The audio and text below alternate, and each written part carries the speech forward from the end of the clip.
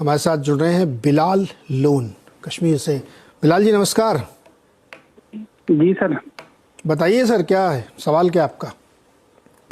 जी sir, मैंने गेल के 200 share लिए थे 173 पे। अच्छा। तो मेरी पहली बाइंग है स्टॉक मार्केट में, नया हूँ मैं तो। अच्छा। अभी ना फ्लक्चुएशन हो रही है ज्यादा प्राइसेस की, तो थोड़ा डरा हुआ हूँ मैं, तो थोड़ी राय चाहिए आपसे। तो पहली बार खरीदा आपने ये शेयर? मतलब कोई भी शेयर पहली बार खरीदा? जी, पहली बार खरीदा था। और मैंने 3 शेयर वैसे लिए थे, एनएचपीसी और राइट्स के भी। हाँ। तीनों पीएसयूज के लिए है। तो जो वॉलेटिलिटी रही पिछले 2 हफ्तों में, 3 हफ्तों में, तो थोड़ा डरा हुआ हूँ मैं।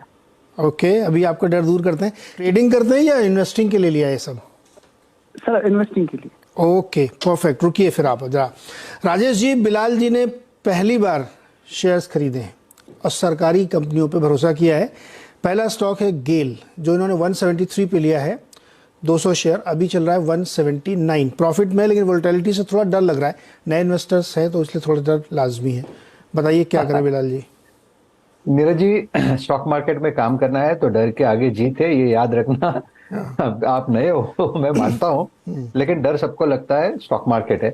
और ये डर को हम इस तरह से कवर करते हैं, हम इसमें स्टॉप लॉस नाम की चीजें जो लगाते हैं। तो हमेशा स्टॉप लॉस फॉलो करें, क्योंकि मार्केट जो है या इवन स्टॉक जो है वो हम लोग लेवल टू लेवल काम करते हैं। तो एक पर्टिकुलर लेवल के ऊपर चला जाता है तो हमारे टारगेट्स अनफोल्ड होते हैं। तो स्टॉप लॉस भी रखना जरूरी है और टारगेट पे ध्यान रखना जरूरी है। बस ये चीजें आप याद रखना, अदरवाइज मार्केट किसी भी लेवल पे एंट्री करने लायक होता ही है। रही बात गेल की, तो देखिए गेल में जो ब्रेकआउट है वो 178 का है।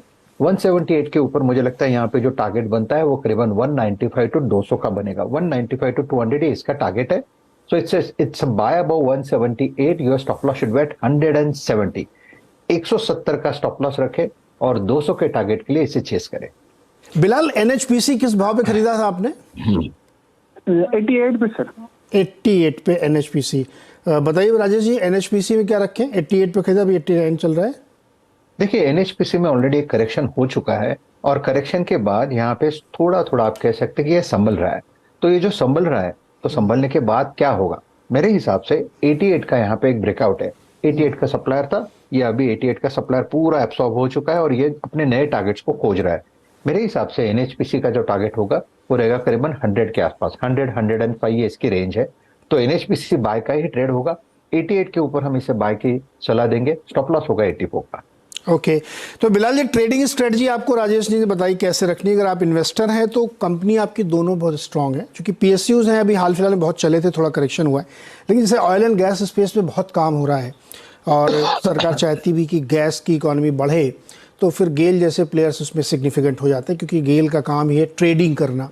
पेट्रोकेमिकल में भी अभी आ चुके हैं, तो एक कंप्लीट कंपनी है ये। और एनएचपीसी ने एक लंबी जर्नी दिखाई है, उसके बाद एक करेक्शन हुआ जैसा राजेश जी भी कह रहे हैं, लेकिन समय लगेगा इन दोनों में।